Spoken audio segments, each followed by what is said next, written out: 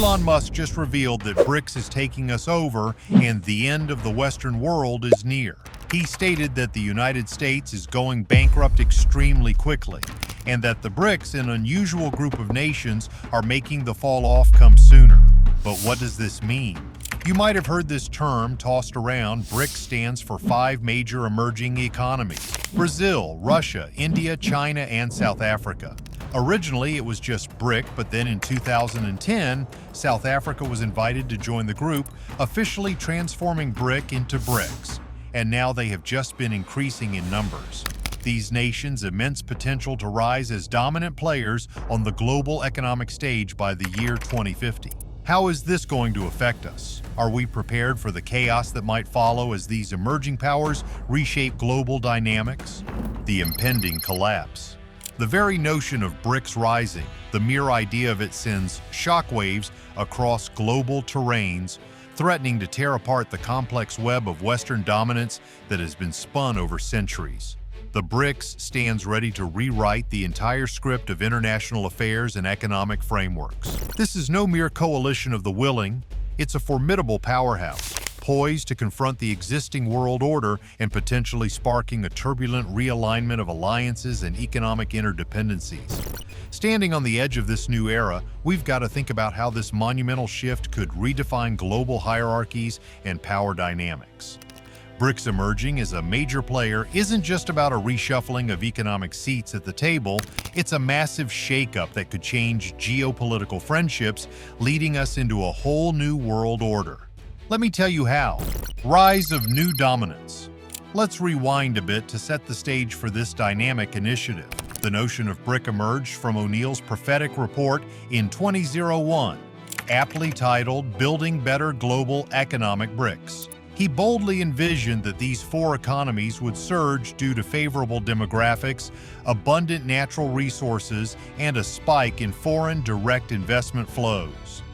Can you imagine the boldness of that prediction? In those days, it was revolutionary thinking, practically a siren call to the world. Fast forward to 2006, and we witness a significant turning point. The first formal diplomatic meeting of these nations during the UN General Assembly. A moment like that, major.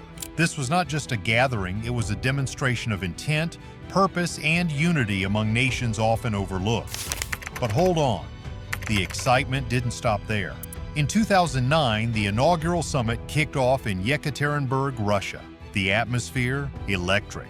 Leaders gathered to articulate their vision for a multipolar world. They didn't just talk, they declared a pressing need for reform within global financial institutions.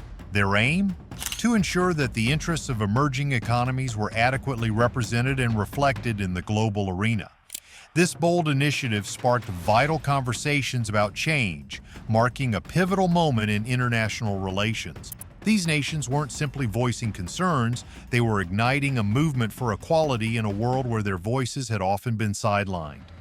Can you feel that shift? It's a thrilling snapshot of how collective ambition can challenge the status quo and pave the way for a more equitable global framework. The world is watching, and these changes could very well redefine how power dynamics play out in the coming years. Will this coalition become a catalyst for change, or will it be just another chapter in a long story of global negotiations? The answer remains to be seen, but one thing is clear. The conversation has started, and it's only going to get more intense from here. So what's happening now?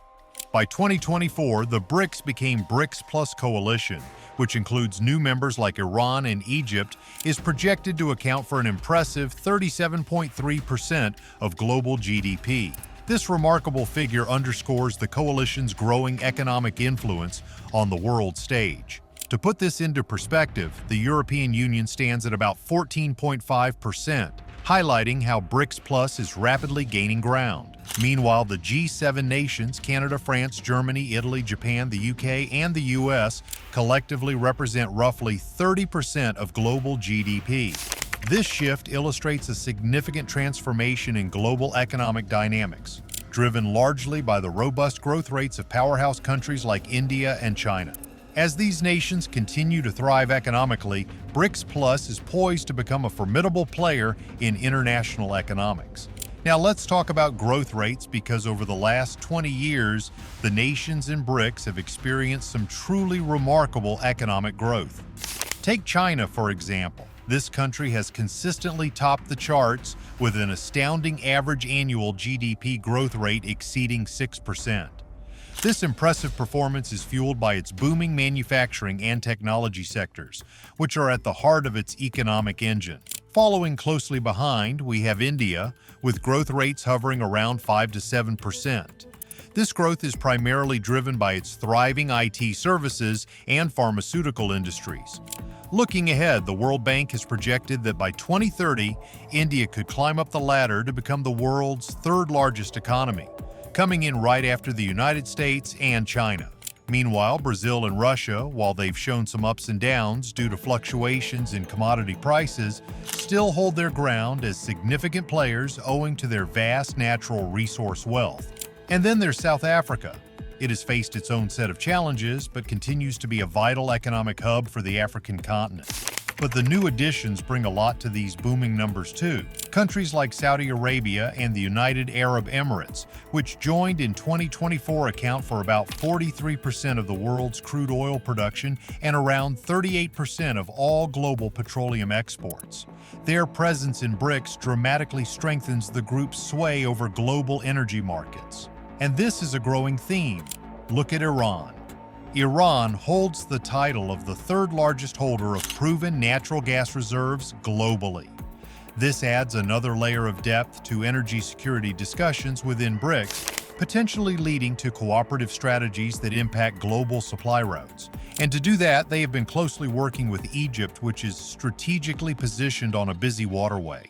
And then there is Ethiopia, one of the fastest-growing nations' non-oil economies globally, Africa. Plus, as a founding member of the African Union and host to its headquarters, Ethiopia is well positioned to be the bridge to African nations and BRICS Plus plans. Now let's shift gears and talk about trade relations. Intra-BRICS trade has become a hot topic as these member nations strive to lessen their dependence on Western markets. In 2022, trade among BRICS countries soared to around $500 billion, a massive jump from previous years. Initiatives like the New Development Bank are playing a crucial role here, providing essential funding for infrastructure projects across member states and bolstering economic interdependence. And it is this growth that initiated the hunger for developing nations to be a part of this coalition. Which brings us to the question, what's next? What's their plan? Multipolarity versus unipolarity.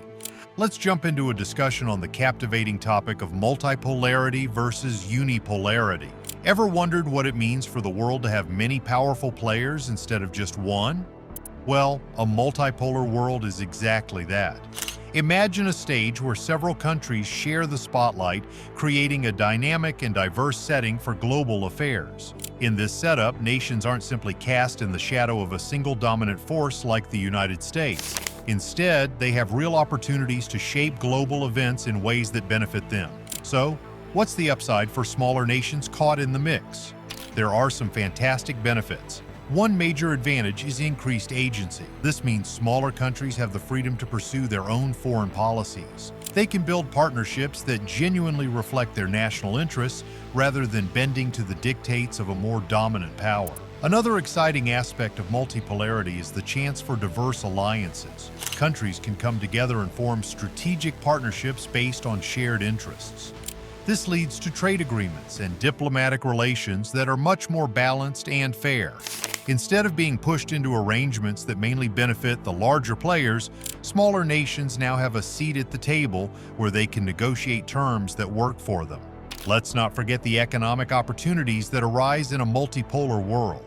With multiple economic players involved, smaller nations have the leverage to negotiate better terms for trade and investment.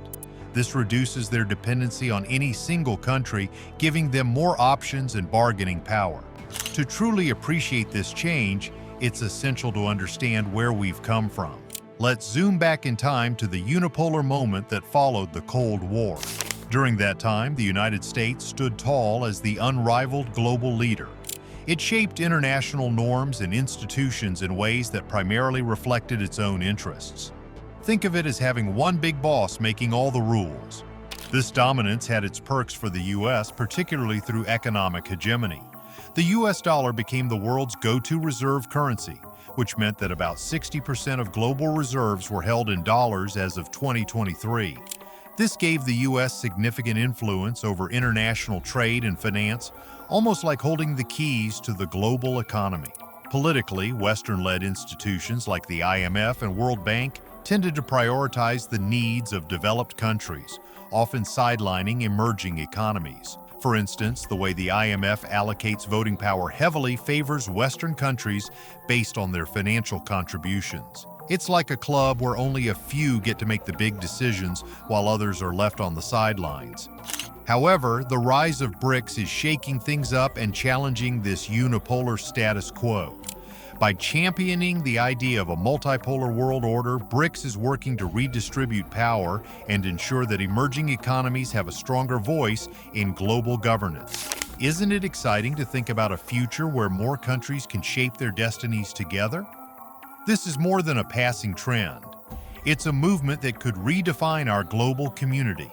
Have you ever noticed how Western-dominated financial systems seem to operate? BRICS nations have been quite vocal about their critiques of these institutions, particularly when it comes to governance and the conditions that come with financial aid. What's their solution? First up is the issue of conditionality. You see, when countries hit a rough patch and turn to the IMF or World Bank for help, they often find themselves on the receiving end of strict conditions. These conditions often include implementing austerity measures or economic reforms that, quite frankly, can harm the very people they are meant to help. Take the 1997 Asian financial crisis, for instance. Countries like Indonesia had to deal with major social unrest, all because of those tough austerity measures imposed by the IMF. That raises serious questions, doesn't it? Then there's the problem of unequal representation. Members of BRICS argue that these financial institutions are skewed. They don't accurately reflect the interests of developing nations. It's pretty eye-opening to note that since 2000, emerging economies have contributed a whopping 50% to global GDP growth. Yet when it comes to voting power in these institutions, their influence remains strikingly low. This mismatch shows just how outdated the governance structures of these organizations really are. Now let's see how BRICS is working to create alternatives. In response to their dissatisfaction with Western financial institutions, BRICS has established some innovative frameworks aimed at promoting sustainable development and addressing these shortcomings head-on. One major initiative is the New Development Bank, or NDB for short. Launched in 2014 with an initial capital of $50 billion, the NDB is all about funding infrastructure and sustainable development projects, primarily in BRICS member countries, but also in other emerging economies. By 2023, it had approved over $30 billion in loans for various projects. Think renewable energy and transportation infrastructure. That's some significant impact. Another initiative is the Contingent Reserve Arrangement, or CRA. This program provides financial support to member nations who find themselves facing short-term balance of payments pressures. The CRA aims to help these countries avoid turning back to Western financial institutions during times of crisis. It's all about making sure that BRICS nations can maintain their autonomy while navigating economic challenges. And speaking of autonomy, let's talk about BRICS as a champion for the Global South. This coalition positions itself as a powerful voice advocating for greater representation and respect in international affairs. By uniting such a diverse group of countries, BRICS amplifies the voices of nations that are often sidelined in global discussions. They've even called for important reforms in institutions like the UN Security Council to make them more reflective of current geopolitical realities. How refreshing is that? But BRICS isn't just about talking the talk. They've also engaged in solid initiatives aimed at promoting South-South cooperation. This strategy emphasizes support among developing countries, encouraging mutual assistance and collaboration. For example, during the COVID-19 pandemic, BRICS members rolled up their sleeves and worked together on vaccine distribution efforts. Their goal? To ensure equitable access for the countries that needed it most. Through all these actions, BRICS is not merely challenging Western dominance. They're building a collaborative environment where developing countries can thrive on their own terms. Isn't it exciting to witness this movement? The balance of global power is truly shifting, creating new opportunities for countries that were once marginalized. But this is only a perfect world on paper. Challenges. When it comes to political ideologies, BRICS is like a potluck dinner where everyone brings their own dish. Delicious but a bit mismatched. This group features a truly eclectic mix of countries, each with its distinct governing style. On one end, we've got China and Russia, which lean heavily into authoritarianism. On the opposite side, we find Brazil, India, and South Africa, which are more on the democratic spectrum, albeit all are considered flawed democracies. Let's break this down a bit. Freedom House, a group that assesses the freedom of various nations, has given China a score of just 9 and Russia a score of 20 out of 100. This low ranking signals a glaring lack of political rights and civil liberties, hinting at their restrictive regimes. Meanwhile, Brazil clocks in with a score of 51, India at 66, and South Africa at 67. While these countries have democratic systems, they still struggle with serious issues like corruption and transparency in governance. So you see, this clash of political ideologies can make it super tricky for BRICS to stand its ground on global issues. Now, let's talk economics. China rolls with what they call a socialist market economy, which is a snazzy way of saying that they mix state control with market mechanisms. Now, Brazil and India, on the other hand, have taken a more liberal approach to their markets since they reformed in the 1990s. South Africa, however, is kind of stuck dealing with the long-lasting repercussions of apartheid, which complicates its economic scene. This disparity in economic ideologies and policies makes it really hard for BRICS to develop a unified economic strategy that everyone can get behind. And don't forget about social inequality. Every single member of BRICS has its fair share of social challenges that need tackling. For example, South Africa is grappling with one of the highest inequality rates globally, boasting a Gini coefficient of 0.63 according to the World Bank. To add some context, the unemployment rate for Black South Africans hovers around 30%, while the rate for white South Africans falls between 4% and 8%. Such glaring internal inequalities can delay or even derail collective actions on international matters, as countries often prioritize their domestic situations over collaboration. Looking at the historical tension within BRICS, we can take a closer look at the relationship between two economic heavyweights, China and India. Even though both countries are among the largest economies in BRICS, their history of animosity creates significant roadblocks. The border dispute runs deep. We're talking about a rivalry that has its roots in the 1962 Sino-Indian War. More recently, clashes erupted in 2020 in the Galwan Valley, leading to casualties on both sides and escalating military tensions along the line of actual control. This ongoing spat makes it tough for these two nations to smoothly navigate diplomatic relations within BRICS, especially as they both jockey for power and influence. India is also keeping a wary eye on China's Belt and Road Initiative, which it sees as a sneaky move for China to encircle India and amplify its grip in South Asia. This perception has led India to actively seek stronger ties with other regional countries as they promote alternatives like the India-Middle East-Europe Economic Corridor. This strategic competition and concern complicate the dynamics within BRICS, showcasing how historical tensions can seep into modern collaborations. And the recent additions to the BRICS coalition, they aren't exactly leveling up the game. In fact, they seem to complicate things even further. Take Iran, for instance. It's grappling with significant international sanctions that severely limit its economic growth and hinder its integration into global markets. This isolation doesn't just stifle its economy, it hampers Iran's potential contributions to BRICS as well. The Iranian government operates under a regime that is notorious for its authoritarian practices, which restrict civil liberties and crush political rights. And don't overlook Egypt. Under President El-Sisi, their country has found itself in hot water power over rampant human rights abuses and the ruthless suppression of dissent. This authoritarian approach is likely to create friction within a coalition that should ideally promote collaboration and mutual growth. Just look at the numbers. High inflation and soaring unemployment rates present formidable challenges for Egypt's economy, ultimately affecting its ability to fully engage in BRICS initiatives. If that weren't enough, there's a historic rivalry brewing over water resources between Egypt and Ethiopia, a situation that's teetering on the edge of potential conflict. Speaking of Ethiopia, it's currently wrestling with its own set of problems. Ongoing internal conflicts, especially in the Tigray region, have unleashed humanitarian crises that complicate governance and threaten stability in the country. Stability? That's an issue across the board for BRICS, not just in Africa, but also in the Middle East. Look at the United Arab Emirates. Its foreign policy is heavily influenced by relationships with Western powers and the ever-shifting dynamics in the Middle East. This influence could easily sway the United Arab Emirates' alignment with BRICS goals. And while the United Arab Emirates has made admirable strides in diversifying its economy beyond oil dependence, it still faces pressing challenges related to sustainability and economic resilience. This struggle for balance is mirrored in Saudi Arabia as well. But there's more to the story than just economic concerns.